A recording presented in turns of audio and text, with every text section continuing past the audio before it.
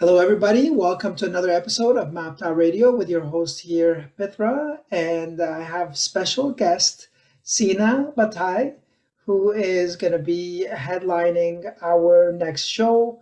This is going to be a special one. It's actually taking place on April 14th at Lounge 164, which is 164 Laurier Avenue, downtown Ottawa. And we're really excited because usually we do more DJ sets. Most of our events are focused around DJ sets and house music. But the really cool thing is that Sina plays a lot of different instruments, and he puts on a very unique show that incorporates electronic beats with live instrumentals. So we're really, really pumped to hear more about what he has in store for us and also just get to learn more about Sina. So, how are you doing today, Sina? I'm very good, very good. Thank you very much, and thanks for having me. I'm very excited to come back to Ottawa next. Totally. Yeah, we are. I am really excited that you're coming back. We met, Sina and I met at a conference in Montreal. I'm from Montreal a few years ago. And we hadn't really talked too much until a couple months ago. I realized that he was playing in Ottawa, and I was really excited about that. So, from going to see him perform to having hosting him in about 6 months or less, it really feels cool to do. And yeah, it's cool how life kind of does a full circle like that sometimes. Absolutely, yeah. It's the beauty of it. Yeah, so tell me, Sina, like, what are your first memories with music? How did you get into music? Was your family into music? Yeah, my father actually is a musician. He's a santur player. So since I was growing up, the music was always in our family. So I started jumping over all the santurs we had and playing as a kid.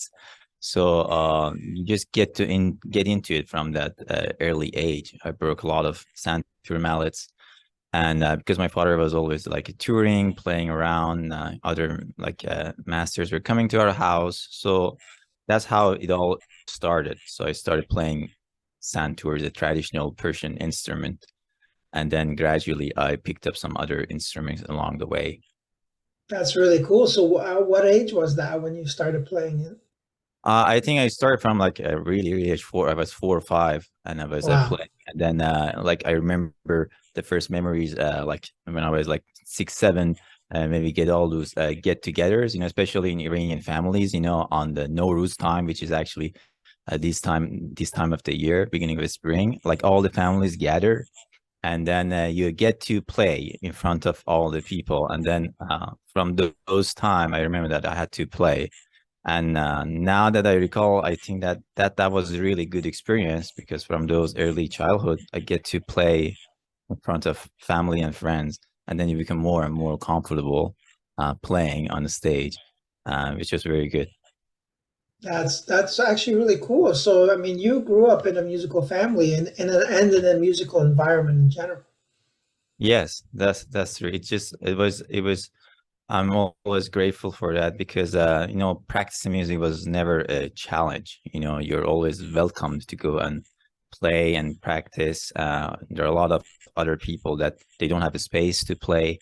I always had the instruments, and then any resources that I want was available if I want to go and learn something from someone else. There was connection as well. So those things really definitely helped me from those early. That's awesome. And was that start for you back in Iran or was that here in Canada? It was back in Iran. I moved to Canada in 2009. I was 23 at the time. So Okay, it was, wow. yeah, it all started in Iran. I picked up the instruments, and the way it is in Iran, the traditional instruments, you don't normally go to school. It's just heart to heart. A lot of it is based on improvisation, and you learn it from a master. They play, they record it for you, and then you just memorize it. And that's the beauty of it. And a lot of people from Middle East, they grow up with this culture of improvising and creating in the Mhm. moment part of that culture. And that's how I learned music. Yeah, that's interesting that you say that. I mean, as an Egyptian myself, like I could see that type of the similarity in that culture for Yeah. sure. And I'm kind of curious, what was the second instrument that you started playing after that? The second instrument after santur was I started playing oud. The You oud, know, I love the oud. oud Yeah. is very famous also in Egypt as well, Mhm. and a little bit of kamanche, which is another Persian instrument, and at the same time some tombak, which is a Persian percussion. That's cool.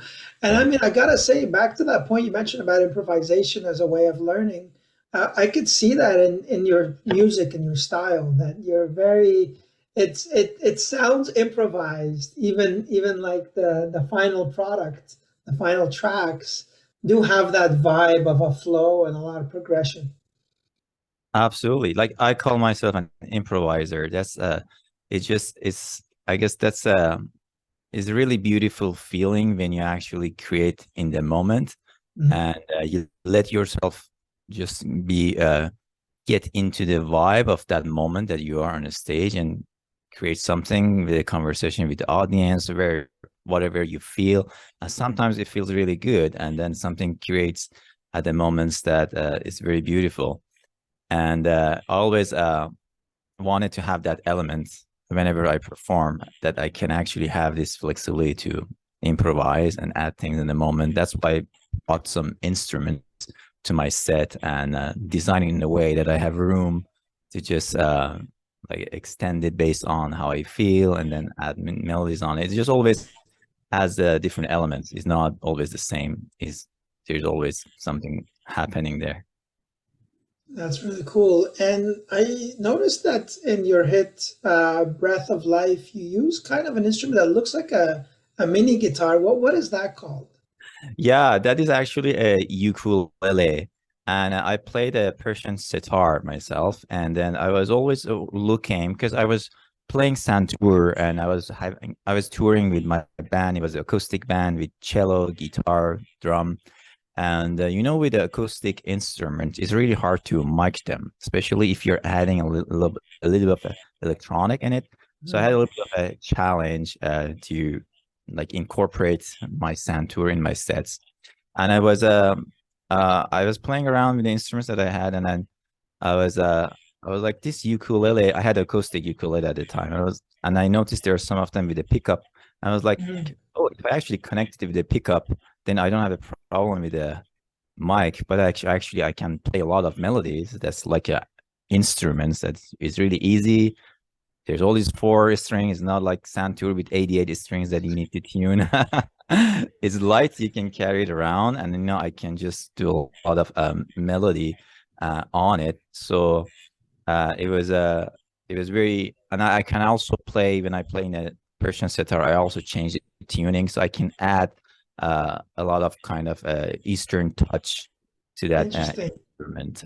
That's what I also wanted to be able to do. So it works very nicely with what I'm trying to do, that ukulele. That's very interesting because I mean I'm familiar with the ukulele, but when I heard it, it didn't sound like a ukulele. But now it makes sense because you tuned it differently. That's true. Yeah, ukulele is more like a happy kind of with chords. That's what like most like people heard of it. Like in Hawaii, that's what comes to mind. But True. yeah, especially in the recording, like people can't tell it's a ukulele. Uh, Yeah. So yeah. what are you tuning to a certain kind of like what are you how do you do that tuning? Like how do you go about doing that? So it So depends it's also on my piece. Like whatever I feel, I just totally go by the feel. Something like whatever I'm comfortable. Like there's a tunes that I need an open D, and I'll change it. And sometimes on my set, I'll also change it right away.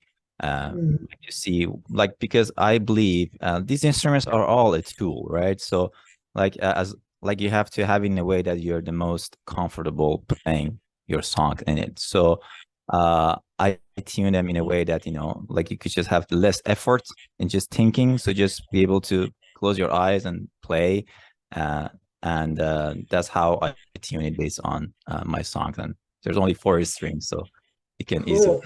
adjust. Well, speaking of strings, I mean, you keep mentioning a traditional Iranian instrument, santuri, you said? Or Santur, yes. santur, santur. So can you just, I mean, for the audience, based in Canada here who might not be familiar, can you describe that instrument? Absolutely. Santur is a is known as a dulcimer in Western world, and is this big an instrument, and it has 88 strings, and it kind of sounds like a piano. So it's basically the mother of piano, because santur is very ancient. It has the same concepts. So there are strings going over a bridge, and you play it with two mallets. And it is also all around the world with different names. It is called the yanchin in China. Cymbalum is another name for it. It's a similar instruments in Eastern Europe, and also hammer dulcimer is something that another version of it in North America. But santur is more delicate. The sound of it is delicate. It exists also in Indian music as well. It's the same instrument, same name. The shape is all just a little bit different, and it has a really beautiful sustained sound, because like you play with a mallet on open strings. That's how And it the sounds. Persian version is basically it sits, right? It just sits on the table. Yes, yes, it sits on the table. Yeah, it's a trapezoid shape instrument. Hmm. Yeah. Cool. So you mentioned that a lot of your music is um, there's a lot of acoustic in it, acoustic instruments, but then that you've incorporated electronic elements. How did that come about? How did that transition happen for you? Where from It just was playing electronic to, sorry, just playing acoustic to incorporating electronic. it was a gradual progress, and I started to see that basically, like, I listen also to a lot of electronic music, and basically the things that I like, and I always wanted to be able to recreate those feelings, those uh, things that I was hearing. And I, like, even in my music before getting into electronic, there was a lot of loops and meditative kind of form, even in santur, like the things that I was playing, even in my solo uh album, my first album. And I love the electronic because that also has that element of loop, some beats that can just actually can takes you towards something, a meditative feeling. That's what like excited me at the beginning. And then I experiment. I took the songs that I like, and I was trying to remake them. And it was always good to add an instrument on top of it and improvise, because now you have some kind of body behind you that can support you and add the things that you wanted to hear, that you cannot just do it by just playing the solo instrument. And I'm very excited now about the whole Cool. like So how long have you been doing experience. that? I started, the first electronic songs that I did was called Summer Days, and it was in 2018. That was one song. I was in a party. I was like, "Oh, this is a really nice song." There was a song that I heard, and I went the next day. I tried it, and it was very. It was the first stage. I used a lot of loops, and then I played Baglama and Santur on it, and that was the first song. And then but the main thing was picked up in 2021. I was commissioned to do a live show for Tirgan Festival, and for that I needed to play handpan and santur, and I proposed that I would do a live electronic show. And then that was the first day that I switched my software to Ableton Live, and that's the software that electronic musicians use. I was using Logic Pro before that, and since then I started uh, working more and more on my techniques on Ableton Live and do the electronics. Wow, that's really cool. And I wanted to go a bit deeper into what your current setup is made of. What are the elements that you incorporate in your current live set? So my current live sets now is focused about two main instruments that I bring with myself. Is that one of them is the ukulele, and the other one is an oud. Is the digital oud, basically from Godin, which like I play the acoustic oud, but the digital one, I'm able to add melodies, like traditional melodies in it. I sometimes play baklama, and I tried handpan and santur sometimes also in some of the sets that you can actually mic it. But for now, the Uda ukulele is the main lead instruments that I have, and I'll do some the other elements of it. I'll also adjust some of the filter setting, and there's some looping as well on my live set, and that I'll actually control on the stage with the controller. Cool. And when I attended your show here in Ottawa, I noticed that you also had, for some tracks, you had specific dedicated visuals. Is that correct? Is that something new that you've incorporated? That is true. So there's this that's the beauty of it, that you can add a lot to the experience, because I always think that a concert is not, it's for audience. Like, you want to create something for them to feel. Music is one part of it, performance is another part of it. Visual can definitely have another line of storytelling, that you can just convey a sort of emotion that you want the audience to connect more, and basically go to another state. That's all this whole thing is about, to change the state of people who are coming to a concert. And visual are very powerful. So I'm working with a couple of different visual artists on some visual materials that work with the music and have something to say. You know, when you see, it can just take you somewhere else and elevate your experience of that songs that you're hearing. Are there any of these messages that you'd like to share with the audience? Well, the one of the thing that I want in my music, especially because it's instrumental, I always want to have room for different interpretation. So in everything that I do, I'm very much sure that, like, I'm concerned that whatever message is going out is just is in a way that people can get different interpretation based on what they feel. So I don't want to have a direct message for them, but it's just mood, basically, mostly what I feel like. Is this song dark? Is it like a light? What kind of feeling I want to convey on that? And obviously, there are some songs that I played for some important cause. That there was recently a movement happening in Iran, women life freedom, and I remixed one of the songs by Shervin Hajipur, and for that one I worked with a visual artist with a very beautiful animation that actually captured the whole song, the lyrics of that songs, and that visual was very powerful for that particular song, because it could just keep the context to the lyric, which was in Farsi, and people could connect more with that particular song. Yeah, I don't understand Farsi, but I definitely felt that energy when I heard it at the show live. It's beautiful. Yeah. So, what can the audience, or what can people expect from you in the coming months, years? Are you working on certain things? Like, give us some alpha, some information that's maybe not out there. Absolutely, sure. So first, for the concerts, they could expect some what I decided actually years like in a year or two before, is that it's important to convey a good feeling to the audience. So I was trying to see in my music, how can I actually add this positive message. So instead of darker songs, I was like, initially, from like the beginning, when I was composing, I was thinking that mood that is elevating, what kind of chords I could use.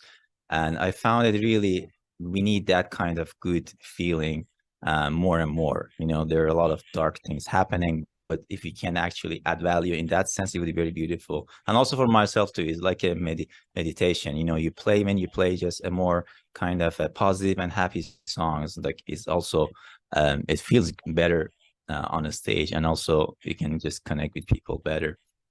So the things that I'm working on are all in that kind of vibe, the things that are happening.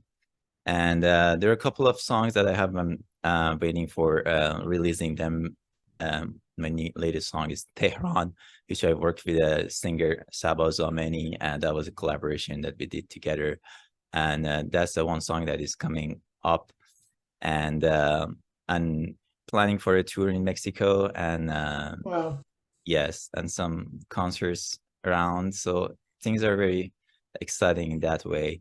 I will I'm also a dancer, so I do a lot of static dance. I've been doing it for 10 years, and I'm starting to host a musical journey on that part, basically giving back the things that I got from dancing, and just knowing about how music can affect people and bringing them also through the sets.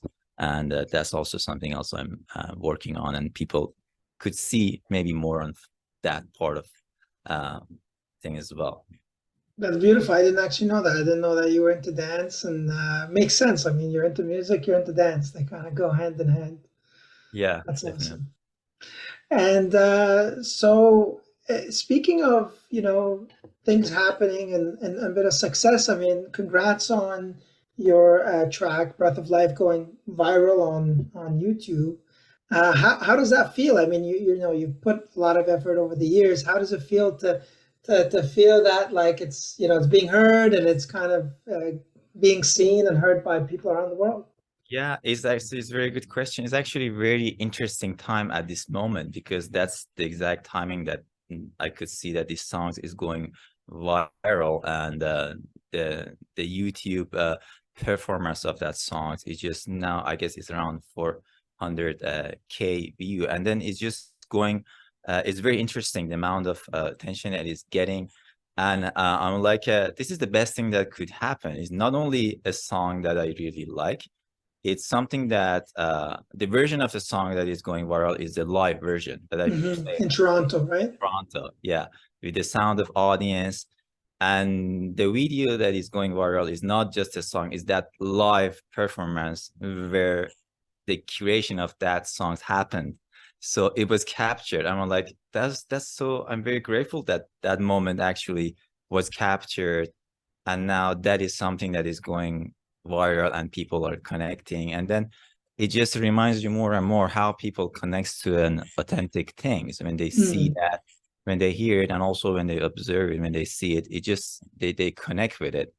And I couldn't ask for anything better, because that's all I wanted, that this is the song that I can actually do anytime it was myself on the stage. And it's such a nice feeling at this moment to see it's going getting that much attention. And like Yeah. now, especially in for some reason, it's now very much popular in Azerbaijan, which is very interesting. It has been in the Wow. art for 20 days right now there, and is interesting. It's very interesting. Wild, yeah. I mean, the internet is supposed to never be contained. I mean, some countries try to contain it, but it travels. Things go around, and that's the power and beauty of the internet. It Yeah, connects us all, and it's cool that it's the track by the title of "Breath of Life," right? Which is a powerful message on its own. it is. Yes, I'm very grateful for that, and it's interesting to watch that, and knowing that things can happen organically. That's very interesting. You don't expect that. I released it in June, and it was there for a while, and then suddenly I don't even know what happened. Like, I woke up and I saw like things are going like The upward. algorithm has picked it up. Yeah, I mean, it's interesting because well, the first time I heard it, I was like, "Oh, this is pretty cool," and then like the algorithm keeps showing it to me. I'm like, "Hey, keep going!" Like, it just keeps Yeah, showing it to me to play it again, which is great. I mean, why not? Like you said, when it's organic, it's even better because a lot of big artists, they pay for these views, they pay for that reach. And for it to just happen because people like it and like the content and they seek it, that's powerful. Yes. Yes. Awesome. Well, this is the end of the interview, Sina. Thank you so much for everything that you bring, for your music, for your vibe, for like really, really excited for April 14th for you to be here with us in an intimate space. I mean, it's not a big capacity, and it's also the ticket price is super affordable, especially when you compare it to bigger cities and all of that. Are there any things you want to say, like closing comments, or anything you want to share with the audience? Just very excited to be in Ottawa and meet everyone there. I've been playing there for a couple of times and different times, but never in the summer. So it has been somehow always in the winter time. So it is not summer, still spring, but weather is nicer. So Warmer, slightly warmer. yeah, slightly warmer. So it would That's be nice to be awesome. there. Well, thank you again, everybody, and thank you, Sina. And yeah, come join us April 14th. Visit Music.Art.Ppl on Instagram and find the ticket link in our bio, and or just go on Eventbrite and look the event up. So yeah, thanks again, and catch you guys on the next one.